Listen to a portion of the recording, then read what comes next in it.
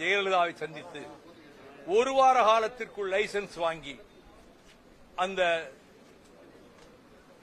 Sterlite நாசகார நச்சாலை தூத்துக்குடியிலே நிறுவப்பட்ட நாள் முதல் தொடங்கப்பட்ட நாள் முதல் நாங்கள் விவசாயிகள் மீனவர்களோடு சேர்ந்து எண்ணற்ற போராட்டங்களை மறியல் போராட்டம், நடைபயணம், உண்ணாவிரதம் என நடத்தியும் பின்னர் உயர்நீதிமன்றத்திலே வழக்கு தொடுத்து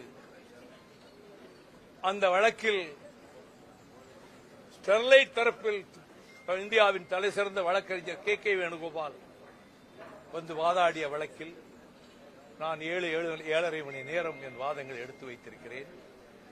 ஸ்டெர்லைட் ஆலை நிரந்தரமாக மூடப்படும் என்ற தீர்ப்பு கிடைத்து அந்த உரிமையாளர் அனில் அகர்வால் உச்சநீதிமன்றத்தில் தடையாணை பெற்று மீண்டும் ஆலை இயங்க தொடங்கி அதற்கு மேல் மீண்டும் மேலும் வழக்குகளை தொடுத்து அந்த வழக்குகள் 33 வாய்தாக்களில் நானும் கலந்திருக்கிறேன்.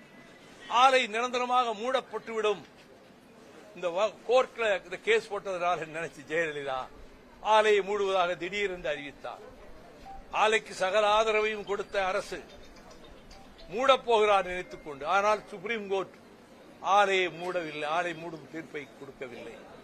பின்னர் மீண்டும் தீர்ப்பாயத்துக்கு சென்று மீண்டும் சுப்ரீம் கோர்ட்டுக்கு சென்று சுப்ரீம் கோர்ட் சென்னை உயர்நீதிமன்றமே மீண்டும் விசாரிக்கட்டும் என்று நீதியரசர் சிவஞானம், நீதியரசி பவானி சுப்பராயன் அமர்வில் அந்த வழக்கு நடைபெற்று அங்கு நான் 3.5 மணி நேரம் வாதங்களை வைத்திருக்கிறேன். நிரந்தரமாக மூடும் உத்தரவை தீர்ப்பை அளித்து அந்த மண்டிலத்தை காப்பாற்றிக் கொடுத்தது. ஆனால் உலக கோடீஸ்வரனாகிய அனில் அகர்வால் இன்றைக்கு பல நாடுகளிலே Vedanta group has been blacklisted. தாமிரம் கிடைக்கவில்லை இந்தியாவில், அது வெளிநாட்டிலிருந்து இறக்குமதி செய்ய வேண்டியிருக்கிறது. இதை பிரதமரும் ஒடிசாவிலே போன வாரம் பேசினார்.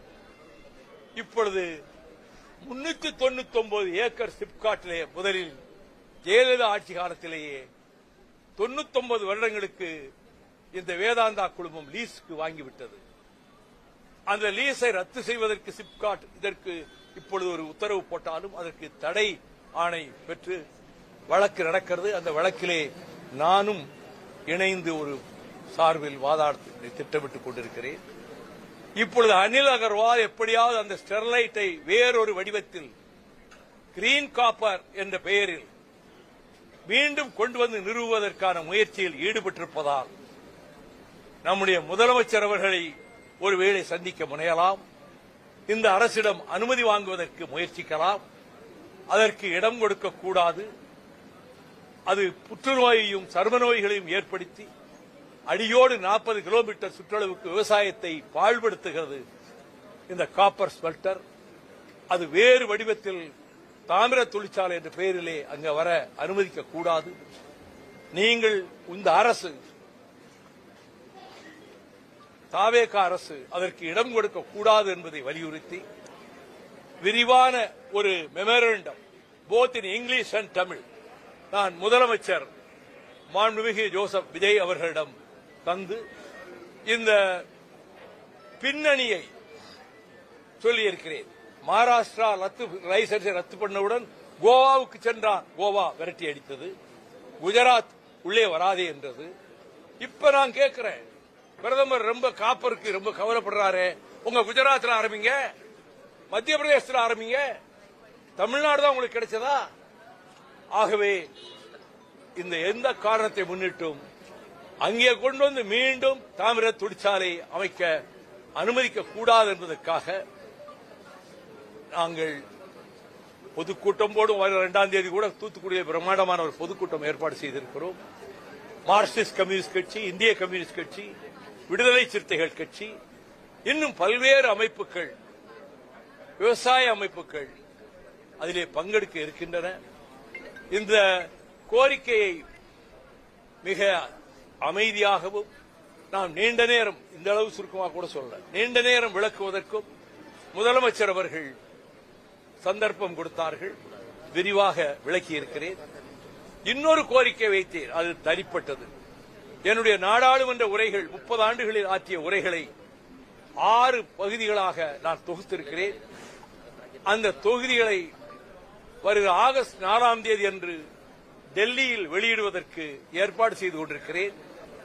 அந்த விழாவிலே நம்முடைய தமிழ்நாடு முதலமைச்சர் கலந்து கொள்ள வேண்டும். முதல் பிரதியை நான் திட்டமிட்டிருப்பது இப்போது இருக்கக்கூடிய குடியரசு துணைத் தலைவர் மாண்புமிகு சிபி ராதாகிருஷ்ணன் அவர்கள் வெளியிட திட்டமிட்டிருக்கிறேன். அவரிடம் அனுமதி கேட்க வேண்டும். நம்முடைய முதலமைச்சர் அவர்கள் முதல் பிரதியை பெற்றுக் கொள்ள வேண்டும் என்று கேட்டிருக்கிறேன். அதற்கு ஒப்புதல் தந்திருக்கிறார்.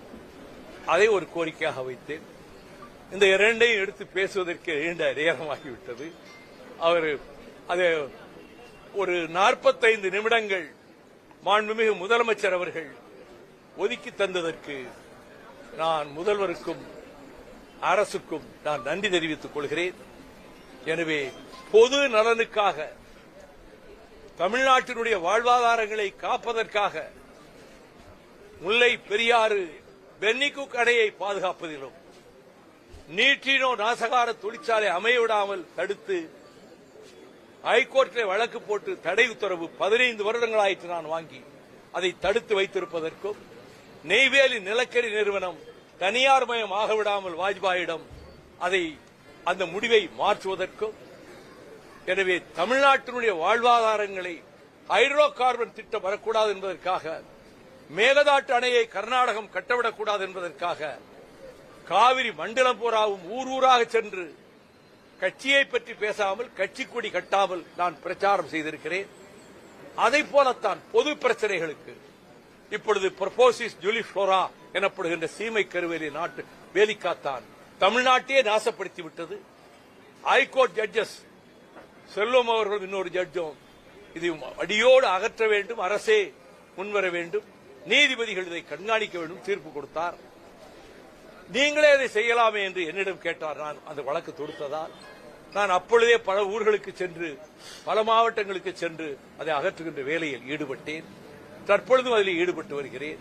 எனவே என்னை பொறுத்தமட்டில் என்னுடைய பொது வாழ்க்கையில் அரசியல் கட்சி முடிவுகள் ஒரு பக்கம் இருந்தாலும் தமிழ்நாட்டு வாழ்வாதாரங்களை காக்க வேண்டும் என்கின்ற கடமையில் நான் மன நிறைவு கொள்ளத்தக்க வகையில் நான் பணியாற்றி வந்திருக்கிறேன். அதே அடிப்படையில் தான் இப்பொழுது இந்த காப்பர் ஸ்மெல்டர் எந்த வடிவத்தில் வரக்கூடாது என்று தடுப்பதற்கான முயற்சியிலும் நான் ஈடுபட்டிருக்கிறேன். இந்த நோக்கத்திற்காகத்தான் முதலமைச்சரை சந்திக்க வந்தேன். என்ன சொல்ல வேண்டுமோ அதை விளக்கமாக எடுத்து சொல்லியிருக்கிறேன். அந்த சந்திப்பு எனக்கு மனதுக்கு மன நிறைவை தந்தது. நீண்ட நெடிய போராட்டம் பண்ணிருக்கீங்க. குறிப்பா ஸ்டெர்லைட் ஆலை அதிமுக அரசு கொண்டு வந்திருந்தீங்க. அதிமுக அரசு மூடி இருக்கு. குறிப்பா அதிமுக அரசு எப்படி மூடிச்சு தெரியுமா? 2ஆம் தேதி சுப்ரீம் கோர்ட்ல தீர்ப்பு வரப்போகுது, மூட சொல்லி தீர்ப்பு வரப்போகுது இன்டெலிஜென்ஸ் சொல்லிட்டாங்க. அங்க வழக்காடிட்டு இருக்குது, போராடிட்டு இருக்குது வைகோ. அந்த நேரத்தில் ஓஹோ இப்படி ஒரு முடிவு வரப்போகுதோன்னு நினைச்சு Jayalalithaa very shrewd and intelligent and Canning ரொம்ப திறமையா மூடுறதா ஒரு ஆர்டர் போட்டாங்க. அவங்க ஸ்டெர்லைட்டுக்கு முழு ஆதரவையும் கொடுத்தாங்க, எல்லா சப்போர்ட்டும் பண்ணாங்க. அதற்கு பிறகு அரசும் கூட ஸ்டெர்லைட்டுக்கு சப்போர்ட் பண்ணத்தான் செஞ்சது. எதிர்த்தது உண்மையாக கடுமையாக எதிர்த்து போராடியது நானும் எங்கள் இயக்கமும் சில விவசாய சங்கங்களும் 1-2 மீனவ அமைப்புகளும் தான் கடைசி வரை எதிர்த்து போராடி இருக்கிறோம். எனவே அந்த அரசு முழு ஆதரவையும் கொடுத்து லைசன்ஸ் கொடுத்தது மட்டுமில்ல, கடைசி வரைக்கும் ஆதரவு கொடுத்தது.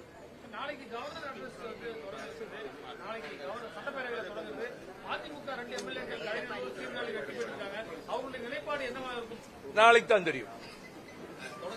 அரசியல் ரீதியாக மிக முக்கியமாக ஒரு மூத்த தலைவர், இளம் தலைவராக முதலமைச்சராக விஜயை சந்திச்சிருக்கீங்க. எப்படி பார்க்கிறது? அரசியல் ரீதியாக என்ன பேசுறீங்க உள்ள? இங்க இந்த அரசு அமைந்ததிலிருந்து கமிஷன் என்ற பேச்சுக்கு இங்கே இடமில்லை. அது ஒரு மக்களுக்கு மனதை குளிர்விக்கக்கூடிய ஒரு ஆரோக்கியமான நிர்வாகம். கமிஷன், கரப்ஷன் என்ற சொற்களுக்கு இடமில்லாமல் ஜோசப் விஜய் அவர்களின் அரசு இயங்குகிறது என்பது என்னுடைய கருத்து. கடந்த ஆட்சி காலத்தில் அந்த கமிஷன் ஆட்சி காலத்தில் நின்று வெற்றி பெற்றிருக்காங்க. 2 எம்எல்ஏக்கள் உதயசூரிய சின்னத்தில் நின்று வெற்றி பெற்றிருக்காங்க. அவங்க ராஜினாமா செய்துவிட்டு மீண்டும் இடைத்தேர்தல் அப்படியெல்லாம் ஒரு யூகங்களை அப்படி நீங்க தான் பேசுறீங்க. உங்களை மாதிரி பல பேர் பத்திரிகைகள்ல இந்த ராத்திரி வாதங்கள் இருக்கே கச்சேரி, அதுல கடுமையா பேசுறாங்க. அவங்களா கற்பனை பண்ணி ஏதோ பேசுறாங்க. யூகங்களுக்கெல்லாம் நான் பதில் சொல்ல முடியாது. 2 பேர் ராஜினாமா செய்ய மாட்டாங்களா? யூகங்களுக்கு நான் பதில் சொல்ல இயலாது. இந்த 2 பேர் ராஜினாமா அது பற்றி இப்பொழுது எதுவும் சொல்வதற்கு என்னால் எதுவும் இப்பொழுது சொல்ல இயலாது. சீர்காழியில வந்து நீங்க ஓன் சின்னத்துல முதல்ல ட்ரை பண்ணீங்க, இப்ப அது அதுலயே நின்றுக்கலாமோன்னு தோணுதா சார்? மனசுல தோன்றதெல்லாம் சொல்லிட்டு இருக்க முடியுமா? வரக்கூடிய நாடாளுமன்ற தேர்தலோ சட்டமன்ற 6 இடைத்தேர்தல் 6 தொகுதிக்கு வரப்போகுது. இதே திமுக கூட்டணி கூட தான் பயணம் பண்ண போறீங்களா? இல்ல இளம் கட்சியா வந்திருக்கக்கூடிய தமிழக வெற்றி கழகத்தோட புது பாய்ச்சலோட நீங்க மூத்த தலைவராக கலந்து இருக்க போறீங்களா? பொதுக்குழு சகல கோணத்திலும் இது பற்றி கருத்துக்கள் பரிமாறப்பட்டு அங்கு என்ன நிலைப்பாடு என்பது அங்குதான் முடிவு தெரியும். நீங்க பிரீஃப் பண்ணீங்க, elaborate பண்ணி சொன்னீங்க. ஆமா. அதுல கொடுக்கணும் என்ன அவர் நல்ல முறையில் நான் சொன்னதை மிக நல்ல முறையில் உற்று கவனித்து கேட்டுக்கொண்டார். எனக்கு நம்பிக்கை இருக்கிறது அவர் இதற்கு அனுமதி தரமாட்டார் என்ற நம்பிக்கை இருக்கிறது. நேற்று வெளியிடப்பட்டிருக்கக்கூடிய வெள்ளை அறிக்கையை எப்படி பார்க்கிறீங்க? உங்களோட அனுபவத்துக்கு பல வெள்ளை அறிக்கைகளை பார்த்திருப்பீங்க. தமிழக வெற்றி கழகம் வெள்ளை அறிக்கை வெள்ளையா இருக்கு, வேற ஏதாவது இருக்கா? வெள்ளையா இருக்கு. சார், இப்ப பல முதலமைச்சர்களை நீங்க பாத்திருக்கீங்க. அண்ணாவில இருந்து, கலைஞர்ல இருந்து, அம்மையார்ல இருந்து, இந்த முதலமைச்சருடைய செயல்பாடுகள் ஒன் டு ஒன் மீட் பண்ணிருக்கீங்க. கம்பேரிட்டிவா என்ன சொல்ல முடியும் சார்? எளிமையாக இருக்கிறார், இயல்பாக இருக்கிறார், வெளிப்படை தன்மையோடு இருக்கிறார். சார், திமுக கூட்டணியில் இருக்கீங்க. தாவேக்காவுக்கும் தாவேக்கா அரசுக்கும் மிக ஆதரவா பேசுறீங்க. தாவேக்கா பக்கம் கார்த்திகை எடுத்துக்கலாமா எப்படி சார்? நல்லது நடந்தால் நல்லதை வரவேற்பேன், அல்லது நடந்தால் எதிர்ப்பேன். இதுதான் வைகோ. திமுக கூட்டணியில் இப்ப இருக்கீங்களா சார்? பொதுக்குழுல தெரியும்.